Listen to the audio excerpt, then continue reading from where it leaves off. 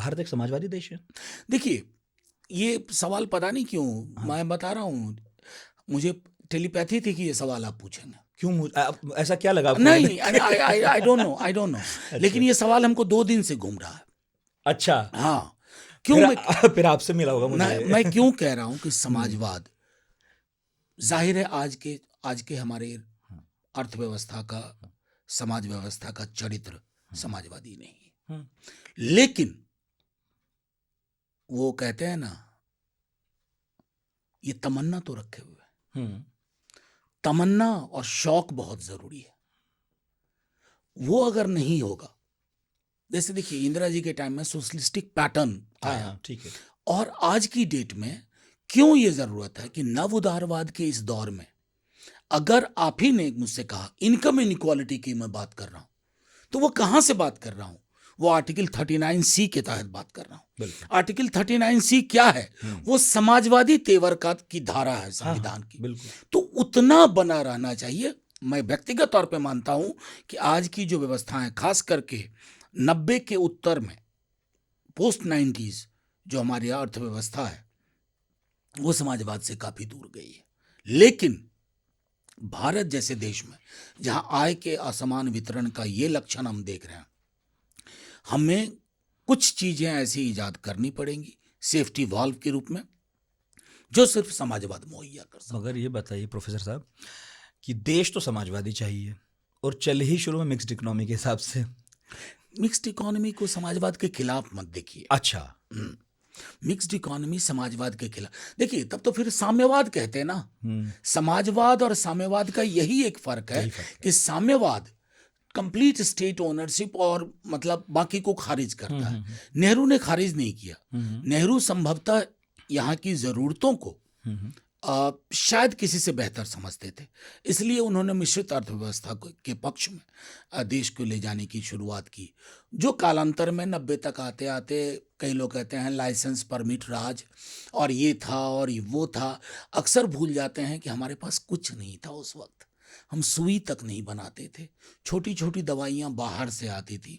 उस दौर में कंट्रोल इसलिए भी आवश्यक था कि ताकि बाकी चीजों को आप नियंत्रित कर पाए। ठीक है। 90 में आप छोड़ पाए तो आपने छोड़ दी। ठीक है, लेकिन एक आज़ाद देश जिसे अपनी राह खुद चुननी चाहिए थी, उसके सामने ऐसा उस वक्त तो 47-48 में तो बहुत सारा था ना, मैकार्थिज्म भी चल रहा था, बहुत चीज़ें हो रही थी। तब ये तय कर देना कि इसी रास्ते से चलना है गुरु तुमको। तय नहीं, देखिए अगर हाँ, आप देखें हाँ, कि आपने अवॉइड किया एक्सट्रीम पोजीशन लेना, सच है।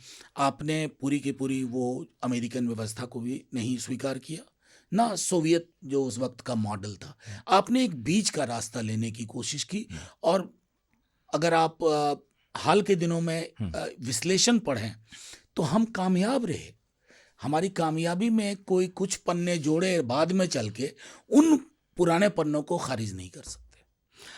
कामयाब तो हुए, लेकिन आप खुद ही कह रहे हैं कि दूर तो हो गए उस मॉडल से। हाँ, दूर हुए हैं। ये और कैसी कामयाबी नहीं है, नहीं अजीब-सी। नहीं, देखिए आपको 90 के वक्त की हुँ, जरूरत, हुँ। पूरी दुनिया में जिस प्रकार से बाजार, मैं 25 के भारत की बात कर रहा हूँ। नहीं वो जो एक दशक है, वो तो मैं समझ रहा हूँ उसकी प्रॉब्लम्स। नहीं, उसकी हुँ, उसकी वजह से आज आप यहाँ हैं। हाँ, और लेकिन अब उस व्यवस्था ने आय के असमान वितरण का, जैसे पिकेटी देखिए, वो जो एग्ज़ैक्टली। कह रहे हैं, हाँ, वो जो सारी फ्रांसीसी हाँ, अर्थशास्त्री हैं, हाँ, वो सारी चिंताएं हाँ। हमारे समाज में अब लक्षण के रूप में दिख रही हैं।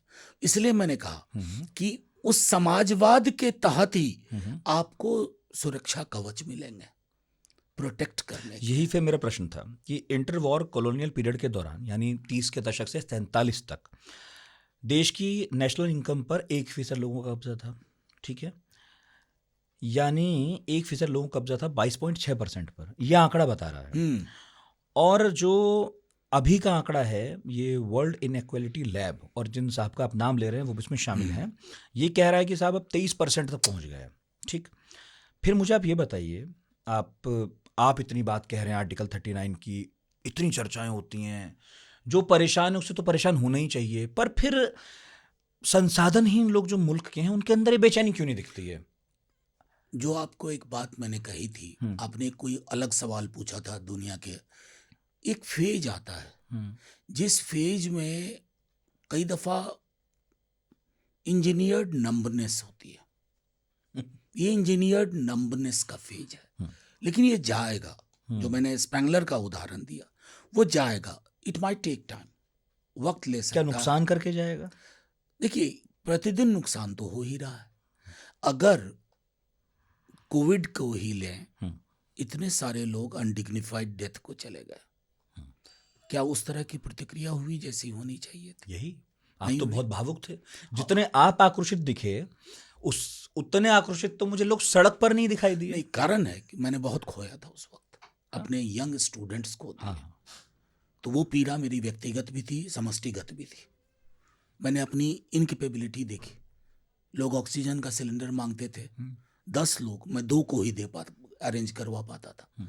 अपनी असफलता, अपनी अकर्मण्यता देखी, अपने लोगों को जाते देखा, तो वो व्यक्तिगत ठीक है। समष्टिगत का मिला। इलेक्शन रिजल्ट में रिफ्लेक्ट क्यों नहीं होता है? वही देखिए, इलेक्शन रिजल्ट तो आप दूर की बात कह रहे हैं, मैं तो उससे पहले कह रहा हूं कि लोकतंत्र में अगर लोग अपने अधिकारों के लिए सजग नहीं है, अगर उनको ये नहीं लगता है कि ये उनका ड्यू है, उनको मिलना चाहिए, तो थोड़ी चिंता तो होती है, लेकिन निराशा नहीं होना। तो क्या मैं फिर ऐसे पूछ लूं कि आप इस लोक चेतना को थोड़ा कमतर नहीं आंक रहे हैं? क्या मालूम कि जिन मुद्दों के लिए आप लड़ रहे हो मुद्दे ही ना हो लोगों के लिए? मैं नहीं मानता। मैं मानता हूं कि वो मुद्दे हैं। जो कोई अपना खोता है, वो उसके लिए क्या, उससे बड़ा मुद्दा क्या हो सकता है? नाराज नहीं है सिस्टम से।